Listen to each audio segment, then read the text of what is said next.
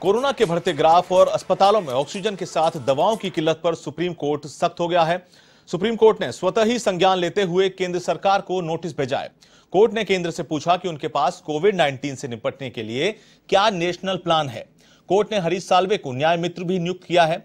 Supreme court ने 4 अहम मुद्दों पर केंद्र सरकार से नेशनल प्लान मांगा है। इसमें पहला ऑक्सीजन की सप्लाई, दूसरा दवाओं की सप्लाई, तीसरा वैक्सीन देने का तरीका और प्रक्रिया और चौथा लॉकडाउन करने का अधिकार सिर्फ राज्य सरकार को हो, कोर्ट को नहीं। अब मामले की अगली सुनवाई 23 अप्रैल यानी कल होगी। साथ ही कोरोना के बढ़ते मामलों के बीच सीजेआई ने सख्त लहजे में कहा कि देश में हालात आपातकाल जैसे लग रहे हैं। और इस खबर पर बातचीत के लिए हमारे साथ चैनल हेड जुड़ चुके हैं अनिल लोढ़ा जी। सर, इस पर जिस तरह से सुप्रीम कोर्ट ने जो संज्ञान लिया, सुप्रीम कोर्ट को संज्ञान लेना पड़ा और उनको पूछना पड़ा कि आपके पास नेशनल प्लान क्या है केंद्र सरकार से, इसको आप किस तरह देखते हैं? क्या स्थिति, आप किस तरह की स्थिति बन चुकी है अब?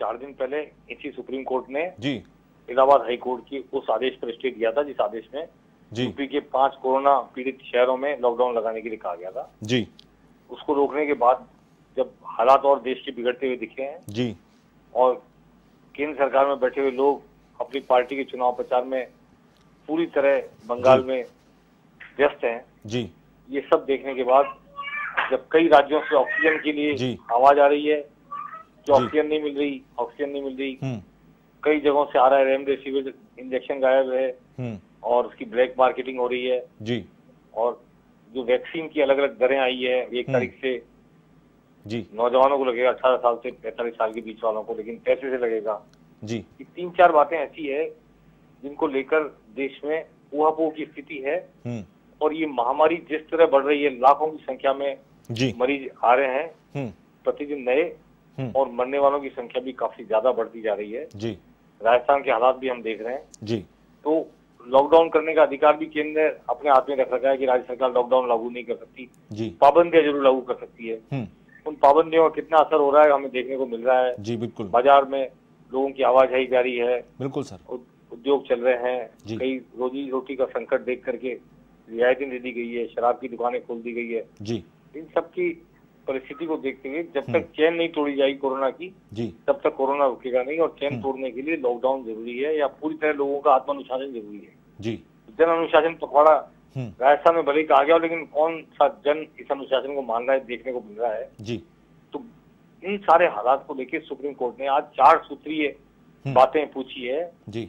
एक तरह से नोटिस जारी किया 4 सूत्री कि क्या तो ऑक्सीजन की अवेलेबिलिटी है, क्या दवाइयों की अवेलेबिलिटी है, क्या वैक्सीन के वितरण की व्यवस्था और नीति है और लॉकडाउन के बारे में क्या नीति है। केंद्र सरकार नेशनल स्तर पर उसकी पॉलिसी को बताए जी। और इसके लिए हरीश साल्वे जो बहुत ही सीनियर एडवोकेट हैं और जिन्होंने भारत का कई अंतर्राष्ट्रीय अदालतों में कई बार प्रतिनिधित्व किया है जी, उनको अमिकस क्यूरी बनाया है जी और उन्होंने न्याय मित्र के रूप में ये सब बताना है, आंकड़े इकट्ठे करके भी जानकारी लेकर भी जी, सजेस्ट करना है सरकार को भी और सुप्रीम कोर्ट को भी। तो वो न्याय मित्र के रूप में काम करेंगे और केंद्र सरकार को जवाब देना पड़ेगा कि उसके पास पॉलिसी है नहीं है जी। और सुप्रीम कोर्ट ने कहा ये आपातकाल जैसे हालात हैं जी। तो मुझे ये लग रहा है एक आकलन है, उसको कुछ नहीं स्पेकुलेशन नहीं किया सकता सुप्रीम कोर्ट क्या करेगा, लेकिन देश के हालात ऐसे हो गए हैं कि इन चारों की मॉनिटरिंग के लिए या तो कोई हाई लेवल की कमेटी बननी चाहिए या अथॉरिटी बननी चाहिए।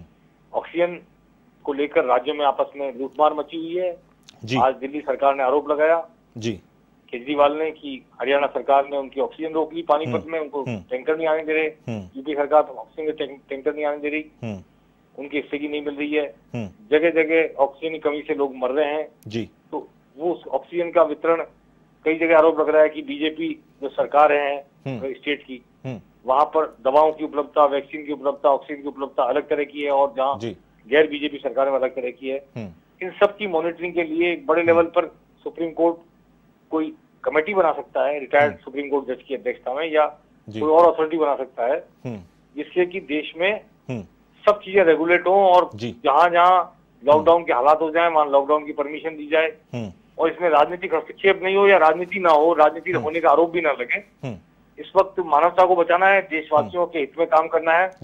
इसलिए सुप्रीम कोर्ट की भावना ये रहनी चाहिए, ऐसी उम्मीद है कि देशवासियों के हित में जी राजनीति से ऊपर उठ करके सरकार का राजधर्म क्या है ये सरकार को बताए और रास्ता तय करे कि किस रास्ते सरकार को चलना चाहिए और सरकार किस रास्ते चलना चाहती है उससे सरकार से जाना है जी। देखिए उम्मीद करना चाहिए आने वाले 3-4 दिन में ये सब चलेगा और अगर स्थिति और विकराल होती गई तो मुझे लगता है कि आंतरिक आपातकाल सुप्रीम कोर्ट खुद भी लगा सकता है जी। देखिए ऐसा लगता है सर तो ये 28 तक चुनाव है बंगाल में, 8वें चरण का चुनाव खत्म हो जाएगा 28 को। 28 के बाद 2 मई को केवल काउंटिंग है जी। तो 28 अप्रैल और 2 मई के बीच केंद्र सरकार भी कोई फैसला ले सकती है जिसकी आशंका लग रही है मुझे। देखिए सर, जिस तरह से आपने कहा कि सुप्रीम कोर्ट भी फैसला खुद ले सकता है, ऐसी संभावना है जिस तरह से जो हालात दिख रहे हैं, और बहुत बार ऐसा हुआ है कि सुप्रीम कोर्ट ने बहुत से ऐसे मामले रहे हैं जिनमें हस्तक्षेप किया है सरकार के, ऐसे जब उसको लगा कि सरकार कुछ नहीं कर रही है।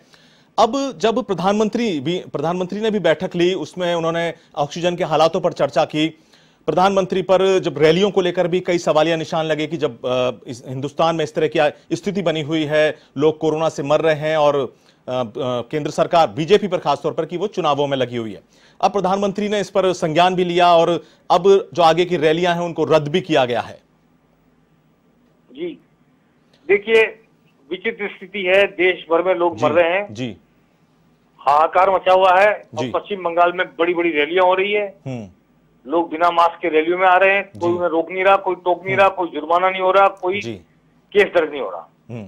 दूसरी ओर देश में आईपीएल चल रहे हैं, तमाशा चल रहा है खेल का नाम पर, और आईपीएल के नाम पर जिसको उत्सव कहते हैं क्रिकेट का जी, मैं समझता हूं कि देशवासी की आंख में आंसू आना चाहिए कि हमारे भाई चलते चलते मर रहे हैं ऑक्सीजन की कमी से, दवा की कमी से, कोरोना से जी, और देश आईपीएल खेल रहा है और देख रहा है।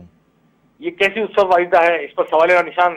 मानवता क्या इसकी इजाजत देती है? मानव धर्म इसको, राजधर्म इसको इजाजत देता है जी। एक सवाल ये जी। दूसरा, आज राजस्थान में एसके सिंह जो एडवोकेट हैं, senior advocate Rajasthan high court में जी, उन्होंने पब्लिक इंटरेस्ट लिटिगेशन लगाई है जी जी, जिसका सुबह हमने आज जिक्र किया था और उसके बाद उन्होंने लिटिगेशन लगाई है, जिसमें उन्होंने ये कहा है कि आर्टिकल 14 जो समानता का अधिकार देता है, उसकी वजह से देश में एक वैक्सीन के 2 भाव नहीं हो सकते, 3 भाव नहीं हो सकते। बिल्कुल ये नहीं हो सकता कि सीरम इंस्टीट्यूट राजस्थान सरकार को 400 रुपए में वैक्सीन दे और केंद्र सरकार को 150 रुपए में वैक्सीन दे, और केंद्र सरकार की एजेंसी 150 रुपए में वैक्सीन लगाए और राजस्थान सरकार की वैक्सीन 400 रुपए में लगे जी।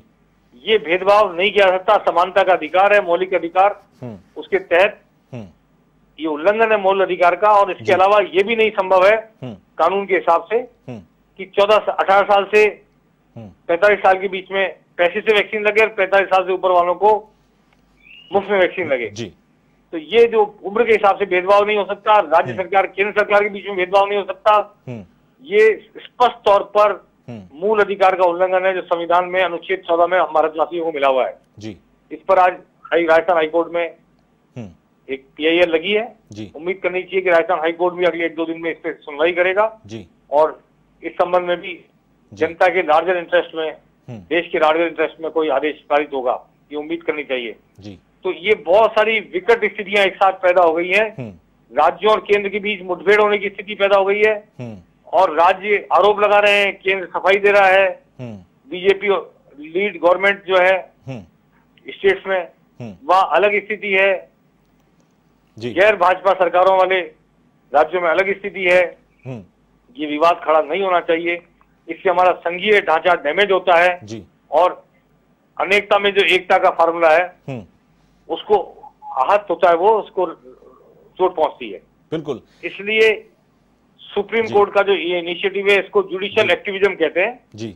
ये जुडिशियल एक्टिविज्म आज सुप्रीम कोर्ट का सामने आया, इससे उम्मीद रखनी चाहिए कि आने वाले 3-4 दिनों में देश के भले के लिए, आम आवाम के भले के लिए निश्चित तौर पर सुप्रीम कोर्ट कोई आदेश पारित करेगा जो राजनीति से ऊपर उठकर काम करने की प्रेरणा देगा सरकारों को। बिल्कुल, बहुत बहुत शुक्रिया सर इस बातचीत के लिए। तो ये थे हमारे चैनल हेड अनिल लोढ़ा जी, जो बता रहे थे कि अब सुप्रीम कोर्ट जो है, जिस तरह से सुप्रीम कोर्ट ने सवाल किया सरकार से, ये अपने आप में एक बहुत बड़ी बात है कि सरकार को जो खुद ही इस पे आगे डिसीजन लेने चाहिए थे। सरकार से पूछा कि आपका नेशनल प्लान क्या है कोरोना पे, लेकिन सरकार के पास इस तरह का कोई जवाब नहीं था।